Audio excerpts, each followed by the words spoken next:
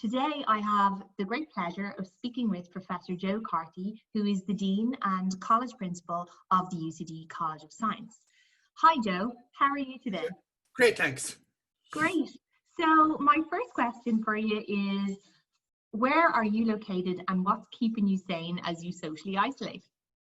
I'm in a back room. I've got a virtual background to hide the chaos behind my chair, which is an accumulation of years of rubbish. In keeping sane, I suppose, like so many UCD colleagues, the work continues and has to be done, and we're very lucky to have jobs that are interesting and that keeps us busy. And I'm also sneaking out to the back garden occasionally to practice my chipping, to the detriment of my lawn, I have to say, because my chipping isn't very good. So I would love to briefly chat about your work and what makes you passionate about what you do. I think academics are hugely lucky that we get to be involved in so many different projects that we can be interested in. For example, in terms of research at the moment, I'm supervising an excellent PhD student, and we're looking at tracking the movement of individuals from mainstream programs like Twitter and YouTube onto the so-called alt-right technologies of vote and BitChute. And that's really topical, and it's a really fascinating topic. I continue to teach introductory modules, which I love doing. I'm passionate about my teaching. And when you teach introductory stuff, you have an opportunity to explain why something is important, the significance of what they're studying, as opposed to getting caught in the context. It's also easy, which is good for my intellect as well. One of my favorite activities at the moment is working with UCD in the community and the UCD Culture and Engagement Committee, and working with staff and students across the university in activities such as the Strictly competition that we ran, the Oscars, or the community choir, which you started, Patricia, which brings people together. So that's great fun. So we'll come back to, I'm sure some of our listeners will have some questions about what exactly all those were, but we'll come back to that in a minute. But I'm just wondering about COVID-19. It's really changed everyone's lives. And what has it changed for your own work?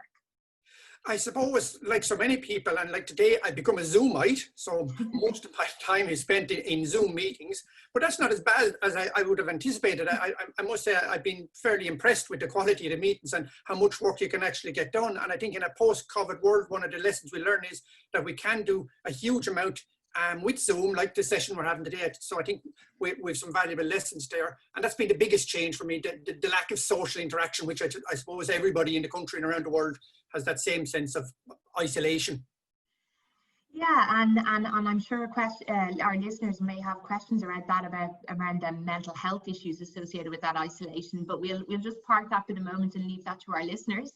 So I'm just wondering, any unforeseen opportunities or any creative ideas that you've seen arise out of COVID-19? I think we've all had to adapt our teaching to the online situation, and we've had to look at different assessment methods. And I think some of that's going to stick with us. We've seen some creativity there, and something like online PhD vivas have been very successful. And I think this is going to be very useful going forward, because it'll enable us to attract top-class international people to take on PhD vivas, because they're time poor and their time is precious, and they don't want to spend a day or two traveling to Ireland. So I think that's going to be something that's going to be great, that we will increase the range of PhDs experts that we can get to work for vivas. So I think that'll be a very positive outcome. Yeah, so and just in terms of work that you do, say, with UCD in the community, so what is that? Would you like to tell our listeners what that might be? Sure. I think one of the strengths that UCD has always had is the breadth of the disciplines. We have so many people working in so many disciplines, whatever. And for the 170 plus years of UCD's history, our staff and our students have gone out and worked in the community and helped people. But very often this hasn't been acknowledged in the university and hasn't been supported directly in the university. So it was left up to individuals and small groups to do it. And the UCD in the community team is about helping and supporting individuals to start off projects in the community, and then highlighting to the community, reporting to everybody in UCD, look at what our colleagues are doing, and bringing that to attention so that colleagues get recognised for the great work they're doing in the community, which, as I say, has always been going on, but hasn't been recognised. And this can encourage other people to get involved in community outreach activities. And I would really think maybe interdisciplinarity plays a strong role in that. Is that right? Absolutely. So once you bring to bear UCD's breadth of talent, it's amazing what you can achieve. So in the recent COVID crisis, for example, we've seen our people go into hospitals to help in testing. We've seen people train our students to go down to ENFR and work in the testing as well. We've colleagues, alumni, students and staff who are doing contact tracing and set up in a couple of days' notice. So we have a huge talent and great flexibility. and people are doing stuff because they want to do it. They're not being forced to do it, and they make amazing contributions. Super. So thanks, Joe. We were going to open up to our audience. So any questions, please submit them via the chat function at the bottom of your screen. And I can already, just bear with me for a second, I can already see some questions coming in now. So it's actually kind of like what I asked already. What kind of creative ideas out of COVID-19? I'm sorry, I didn't catch that, Patricia. So I'm sorry. So what kind of creative ideas have you seen arise out of COVID-19? As I was saying earlier, I mentioned the PhD vibe was one of the ones, but I think it's forced us all to look back. So in my own teaching, for example, I had to go and figure out a completely different way of assessing a module. So I had an exam that I was going to carry out in class or whatever, but that was no longer possible. And it wasn't appropriate to do an online version of it. So I had to come up with a new way of doing that. And colleagues across the university have been figuring out creative ways to do things that they can't do, which they would have done in a physical environment and that. So I think lots of creative ideas, and I think lots of learnings there for us. Yeah, so there's lots of questions coming in. Please do submit them. We'll try to get through as many as possible. So you touched on mental health. What is being done on that front in UCD? Well, our student advisors are very actively engaged in Zoom calls and in emails and that supporting our students. So we've seen an increase in that. UCD Sport and Fitness have, as part of the UCD Festival, released a set of resources from yoga classes to Pilates classes to other areas of trying to keep active and keep their brain engaged. And the UCD choir continues in a virtual world as well, which is brilliant for staff, so they can keep singing, albeit in separately and in isolation. So I think there's lots going on there, and probably more to be done as well. I think this COVID crisis has hit us fairly quickly, and we'll need to keep thinking about ways we can help people with their mental health. Yeah, so along those same lines, it's really about the community on campus. And I suppose we've always strove, I suppose, in UCD to build and cultivate a strong community on campus. And I suppose two questions around that I can see are, why is that important, and how will that look like going forward in COVID-19?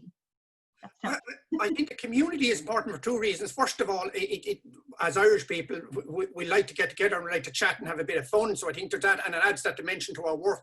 But there's also a serious element that when you bring people from across the campus together, they have conversations, and these conversations, while starting in one direction, lead to further conversations and lead to future collaborations. So you see engineers speaking to health scientists, speaking to computer scientists, speaking to historians, and we're seeing all kinds of collaboration that we wouldn't have seen before. And the Institute of Discovery and some of the stuff you're doing there is amazing, Patricia, in fostering and bringing people from these diverse groups together and having these conversations and coming up with new ideas.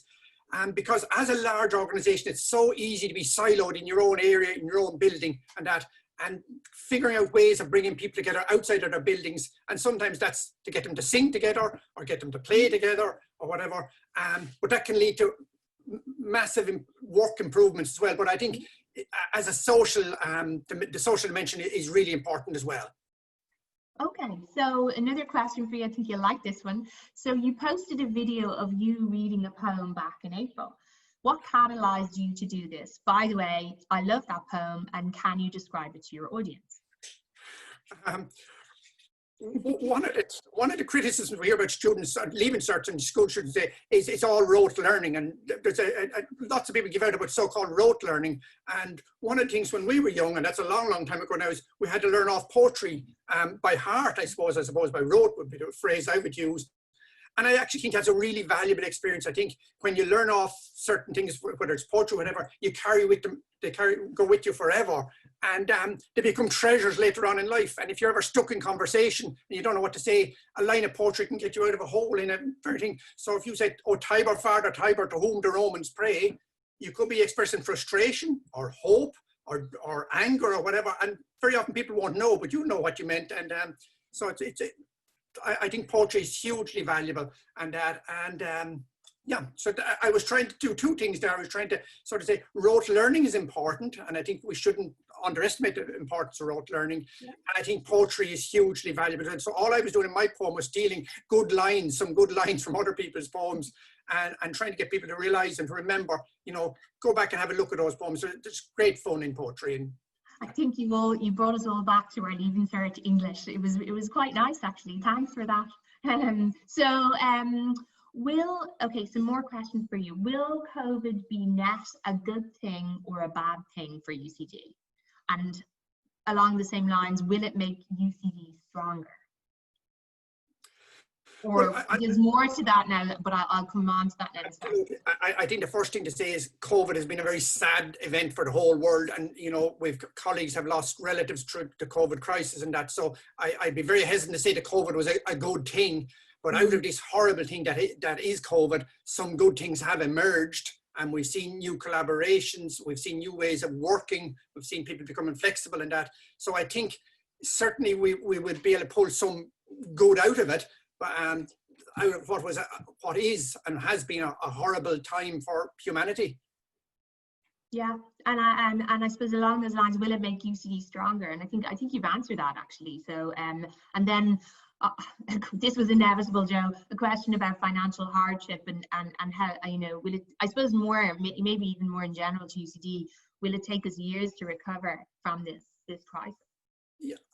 I don't think it will. I think we'll take a financial hit this year, maybe a little next year, but I think the university finances have been growing. We have been successful in attracting international students to our graduate taught programs, which are a huge source of income for us.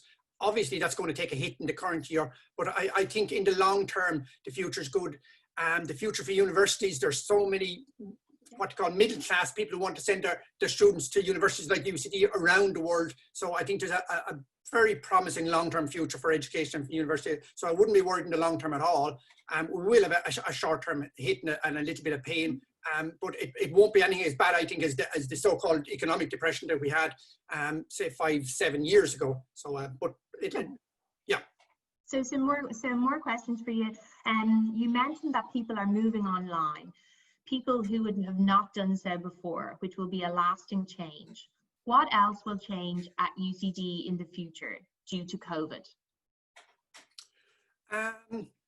Well, I think our strength is we're a campus-based university, and I think one of the things many of us miss at the moment is that the campus is probably at its best in the summer months with all the flowering plants and etc.